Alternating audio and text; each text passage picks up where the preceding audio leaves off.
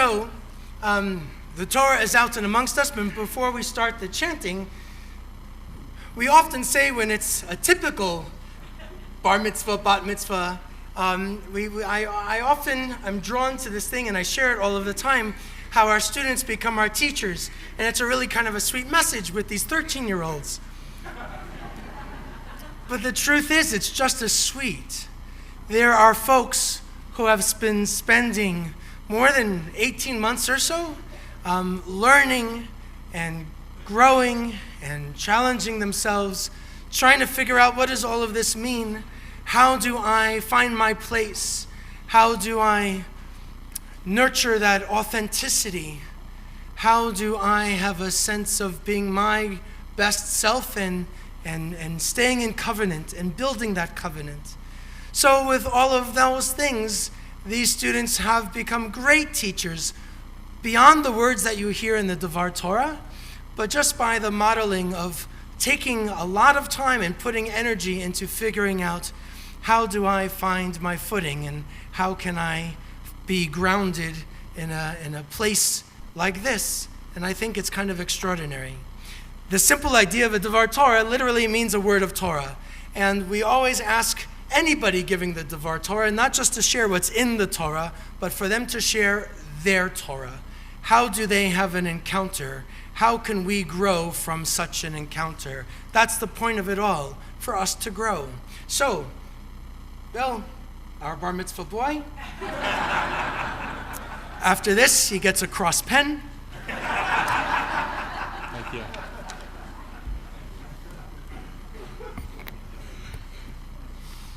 So I had this devious plan that by waiting until 52 to become bar mitzvah, I could get away with a small, quiet, low-key service and spare myself the pressure and anxiety that we put the kids through. But my plan didn't work.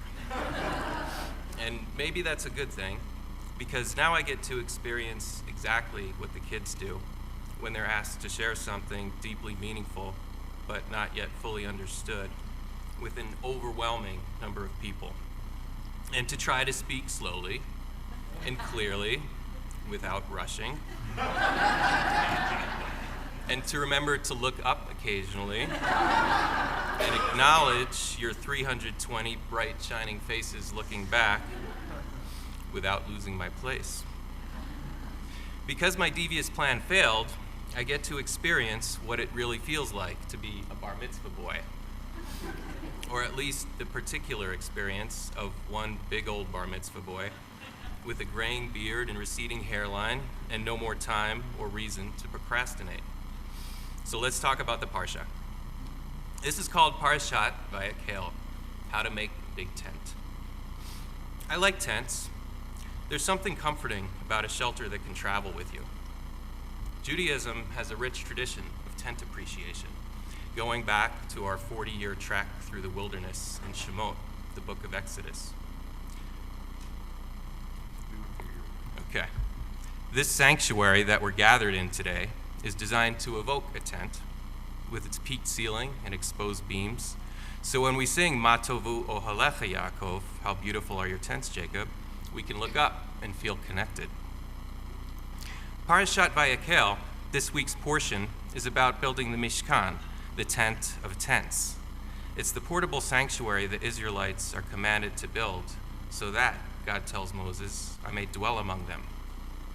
Except, the rabbis tell us, V'asuli mikdash v'shachanti b'tocham more accurately translates to, let them build me a sanctuary so that I may dwell within them, suggesting that the tent is not the ultimate receptacle for holiness, but by building the tent and kindling its light, the Israelites will bring holiness within themselves into their hearts.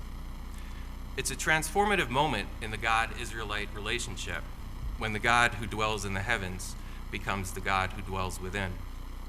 When the remote, terrifying God who thunders from above in a cloud of fire becomes an intimate voice of compassion from a spark within, which gives this wandering refugee encampment of downcast, soul-crushed ex-slaves on their long journey toward redemption the ability to see themselves and each other B'Tselem Elohim, in God's image, as human beings with inherent dignity, purpose, and promise.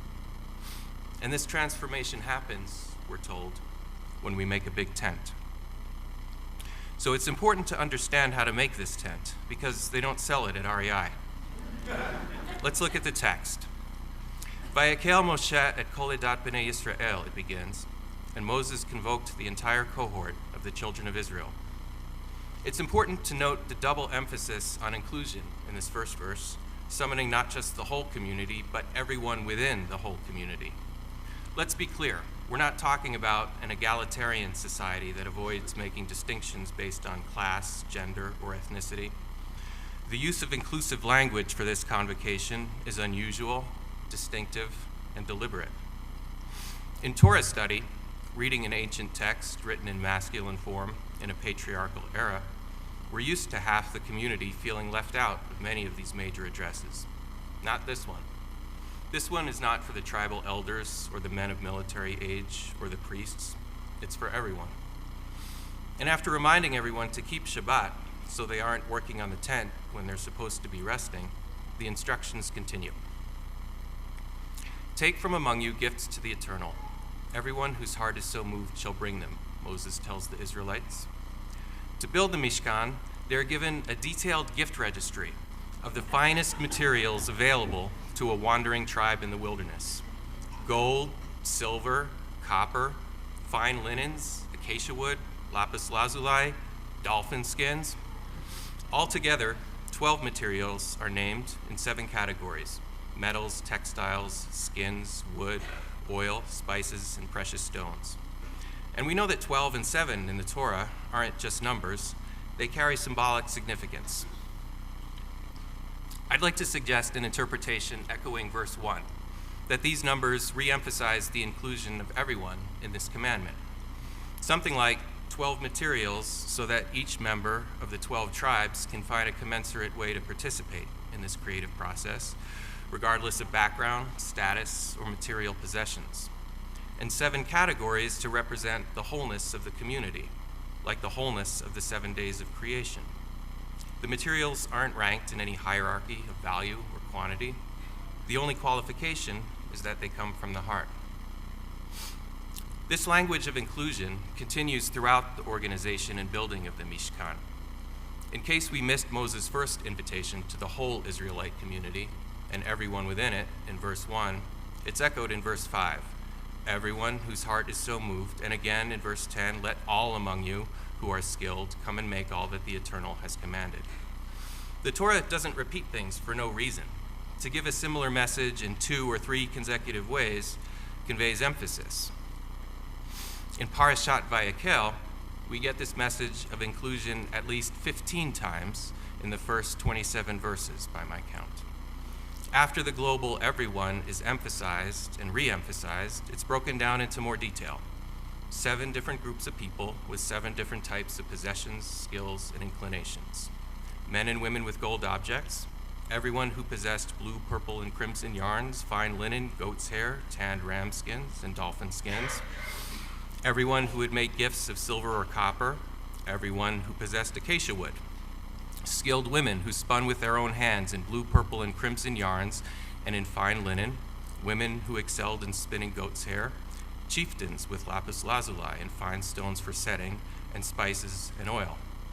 Summarized in verse 29, thus the Israelites, all the men and women whose hearts moved them to bring anything for the work that the Eternal, through Moses, had commanded to be done, brought it as a free will offering to the Eternal. So just as the tent itself is not the receptacle for holiness, but represents the process by which the people foster holiness within, the various materials and methods specified to build the Mishkan are a mirror of the community commanded to build it.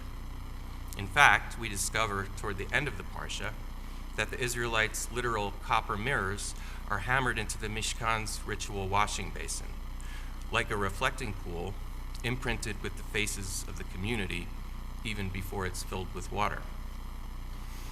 By definition, the Mishkan is of and by everyone whose heart moves them, regardless of tribal background, possessions, skill, ability, gender, or social status. That's a pretty radical inclusion statement for a several thousand-year-old patriarchal tribe barely a year out of slavery. And they do it. Verse by verse, they fulfill God's lengthy, complicated instructions for building the Mishkan down to the last detail. They do so freely and purposefully because they are moved to bring gifts and to build the sanctuary. They do so cooperatively and faithfully, publicly affirming their commitment to community and commandment. In other words, they become B'nai Mitzvah. Everyone together from the heart, the first adult B'nai Mitzvah service. To be clear, the text doesn't actually say this explicitly. Becoming bar, let alone bat mitzvah, was not yet a practice in biblical times. But I can't think of a better example of becoming B'nai Mitzvah, of voluntarily taking on the responsibilities of Jewish personhood and peoplehood. To me, this story models what it means to become B'nai Mitzvah. And when B'nai Yisrael becomes B'nai Mitzvah in this Mishkan building ritual, we've heard emphatically who participates. Everyone within the entire community whose hearts are moved to do so. Women, men, all ages, every tribe, Israelites by birth and those who joined them along the way, at one big tent near the foot of a mountain. Sounds a lot like a Boulder Reform Service. Without the English translation, of course, and with just the basic manna package for the kiddush lunch. No deluxe platters with the fancy capers and lox, because they had just put all their gold and silver into the building fund.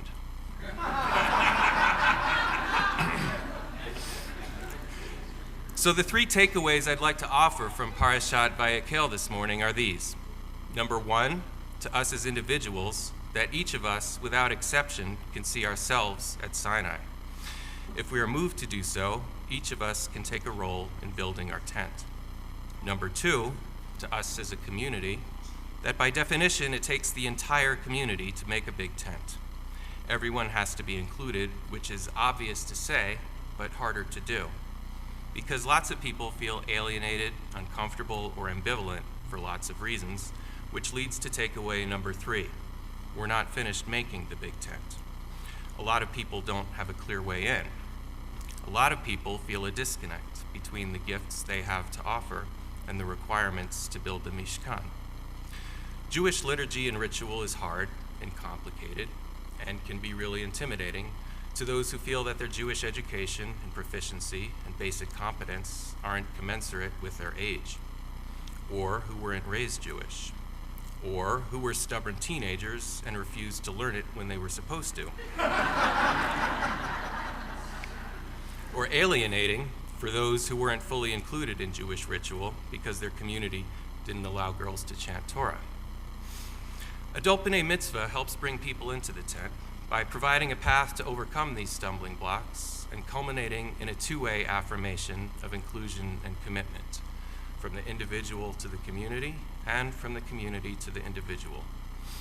As our community grows, diversifies, and evolves, so must our symbolic 12 materials and 7 categories grow, diversify, and evolve to enable our Mishkan to mirror our collective gifts of the heart.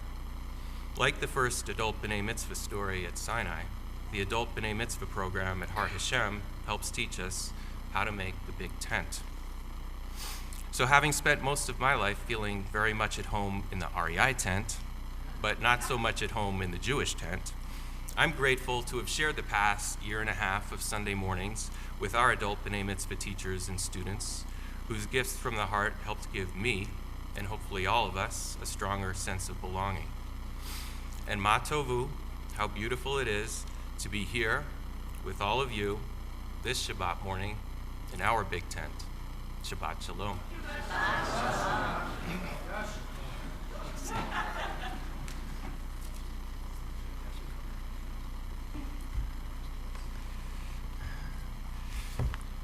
Meet your new rabbi.